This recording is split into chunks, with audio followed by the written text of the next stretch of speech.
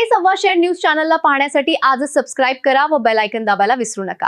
नवीन video पाहण्यासाठी आजच आमच्या चॅनलला फॉलो करा। तसेच शेवगाव शहरात दिवसेंदिवस अतिक्रमणाचे प्रमाण वाढत असून मुख्य रस्ते, बाजारपेठ, फुटपाथ तसेच सार्वजनिक जागांवर मोठ्या प्रमाणात अतिक्रमणे झाल्याचं चित्र दिसून येतंय।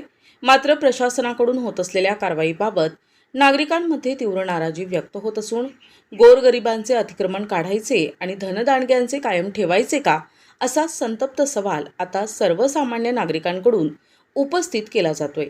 शहरातील अनेक भागांमध्ये रस्त्यालगत दुकाने, टपऱ्या, शेड, बांधकाम साहित्य तसेच व्यावसायिक अतिक्रमण मोठ्या प्रमाणात वाढले आहे। त्यामुळे वाहतुकीला अडथळा निर्माण होत असून नागरिकांना मोठा त्रास सहन करावा लागतोय। विशेषतः बाजारपेठ परिसर आणि प्रमुख चौकांमध्ये पादचाऱ्यांना चालण्यासाठीही जागा उरलेली नसल्याचं चित्र पाहायला मिळतंय।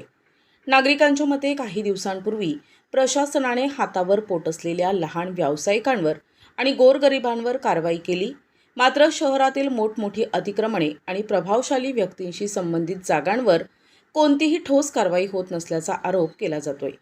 त्यामुळे प्रशासनाचा हात फक्त गोरगरिबांवरच का चालतो, अशी चर्चा शहरभर रंगू लागली आहे। अनेक सामाजिक कार्यकर्ते आणि नागरिकांनी नगरपरिषद प्रशासनाने सर्वांसाठी समान नियम लागू करावेत अशी मागणी केली आहे।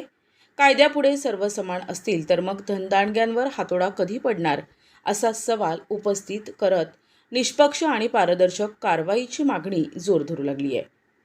दरम्यान शेवगाव नगर परिषदेच्या मुख्याधिकारी विजया घाडगे या शहरातील वाढत्या अतिक्रमणावर कठोर आणि समान कारवाई करणार का, याकडे संपूर्ण तालुक्याचे लक्ष वेधले आहे। प्रशासनाने तातडीने सर्वेक्षण करून लहान मोठ्या सर्व अतिक्रमणांवर समान निकषांवर कारवाई करावी अशी मागणी नागरिकांकडून करण्यात येत आहे। त्यासोबतच गोरगरिबांच्या पुनर्वसनाचाही प्रश्न ऐरणीवर आलाय।